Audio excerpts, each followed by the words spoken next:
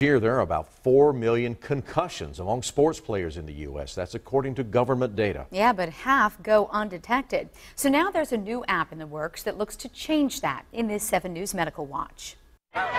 Despite all we now know about concussions, there's no medical device nor scan that can yet diagnose one. Ready? Betty Christopher's daughter got a concussion years ago in cheerleading, and Christopher doesn't mind if her grandson holds off on playing football. Good job. We have a friend whose child had a concussion and they didn't know it, and then he kept playing for a couple more games, and he was only in like the 8th grade, and he's now in the 10th grade, and he's still suffering. Researchers are now developing a new app called Pupil Screen. It measures pupil size to detect brain trauma using your smartphone light and camera. Players who are hurt but also determined to get back into the game may know the questions that doctors will be asking them on the sidelines. So the app is designed to give a diagnosis that's less subjective.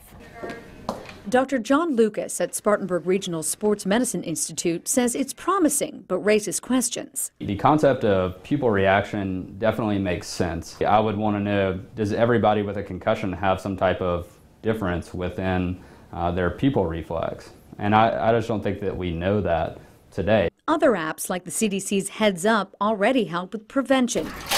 And athletic directors like Tony Gillespie at Burns High School says devices like the Guardian Cap have really paid off. In our past 5 to 6 years, we've averaged less than 1 concussion per year with football. Before that, we were 2 to 3, sometimes 4 per year. I'm gonna get you. Christopher relieved there's so much focus on concussions and hopeful the technology is up to speed by the time her grandson gets in the game. By the way, undiagnosed players are 6 times more likely to suffer another concussion. The Pupil Screen app, I should say, is still in the testing phase, but we do have a link to more about it, as well as other concussion-related apps on WSBA.com.